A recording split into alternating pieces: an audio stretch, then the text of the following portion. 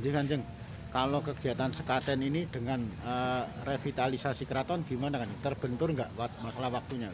Insya Allah mboten. Jadi ini itu kita adakan atau tepatnya kita pastikan kita adakan setelah kita melakukan komunikasi dengan Mas Wali.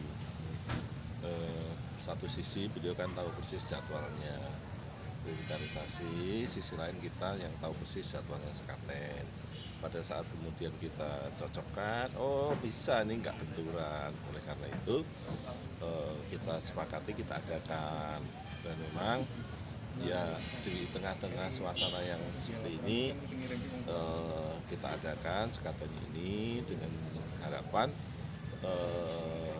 ini kan keinginan kedepannya bahwa sekaten ini juga menjadi salah satu daya tarik wisata ke kota Surakarta satu sisi lain ya ini tempat namanya juga pasar rakyat. Mudah-mudahan dengan acara ini juga ada pergerakan ekonomi yang ada di masyarakat, terutama yang ikut serta di dalam kegiatan.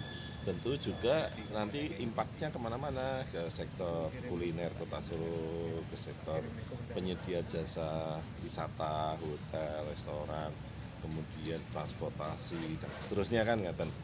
Nah, balik lagi kalau dari sisi jadwal saya tegaskan ini tidak akan benturan seperti itu. Berarti nanti setelah 8 Oktober ya, Kanjeng?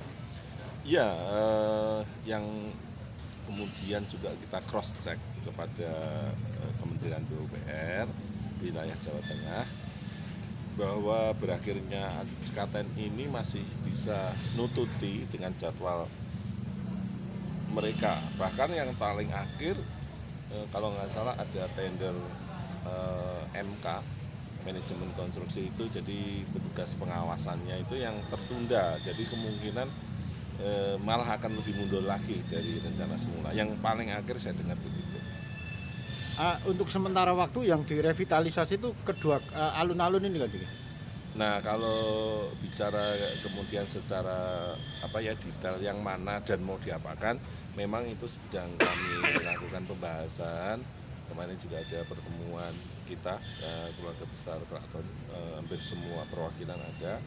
Kemudian juga Kementerian PU, lalu dinas-dinas pemerintah kota, dari Cagar Budaya Wilayah 10 hadir juga, lalu dari PACP hadir. Kita sedang membahas tentang yang mana sih yang mau dimulai duluan, lalu kalau dimulai itu dalam bentuk seperti apa, itu sedang kita lakukan pembahasan, diskusi bersama-sama agar apa yang kita lakukan ini kemudian besoknya tidak keliru lah kira-kira gitu. Jadi sampai saat ini belum ada kepastian akan seperti apa konsepnya gitu, Kanjeng. Konsep itu sedang terus bergerak, terus artinya saling mengisi ya kita semua. Sekali lagi jangan lupa ini cagar budaya, memang cagar budaya nasional, tapi kalau kita telah lebih jauh, lebih dalam lagi, bahkan adalah living heritage atau tepatnya national living heritage. Ini tidak hanya cagar budaya tapi cagar budaya hidup. Nah, jangan sampai nanti konsep revitalisasi ini justru membuat ini menjadi dead monument, cagar budaya yang mati. Itu yang penting juga untuk menjadi catatan kita. Artinya sejauh ini dari pihak pemerintah dan pihak keraton ada perbedaan tentang konsep itu atau gimana? Enggak, perbedaan itu hal yang biasa lah, diskusi lalu saling mengisi itu kan semangatnya agar kemudian bisa terjadi kesamaan. Kanjeng, nanti ada semacam jeda nggak? Artinya setelah revitalisasi kedua alun-alun selesai, itu ada jeda nggak atau langsung yang teman-teman lain misalnya semacam Panggung Sanggabuana, terus Dalam Keputren, terus Keraton Kulon. Kalau dulu kan ada suara-suara gitu tuh, Kanjeng. Ya, memang begini. Jadi kalau sampai kepada detail pertanyaan seperti itu, kalau dari sisi revitalisasi yang bersumber biaya APBN, tentu yang paling tahu adalah Kementerian PUPR wilayah Jawa Tengah dalam hal ini. Dia yang akan tahu, yang katakanlah anggaran 2023 ini bisa apa saja yang disentuh, kapan waktunya, karena kan ada mekanisme pertanggungjawaban anggaran kan. Lalu nanti yang 2024 yang mana, berapa, kapan, itu ke sana, jangan tanya ke saya. Tetapi kami di dalam juga ada komitmen keluarga besar seperti yang sudah selama ini berjalan, mensupport, mendukung, mangayu bagyo, apapun namanya program pemerintah itu.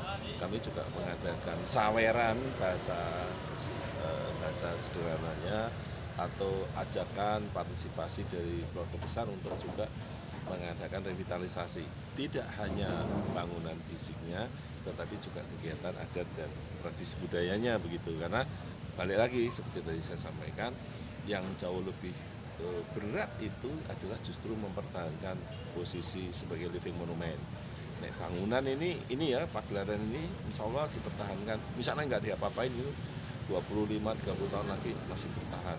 Tapi kalau namanya kegiatan budayanya, pelakunya kalau tidak dilakukan pembinaan dan regenerasi akan habis gitu. Oleh karena itu ini sekali lagi saya mengingatkan agar kegiatan ini jangan sampai revitalisasi fisik, jangan sampai membunuh kemudian sumber daya manusia pelaku pelestari kebudayaan.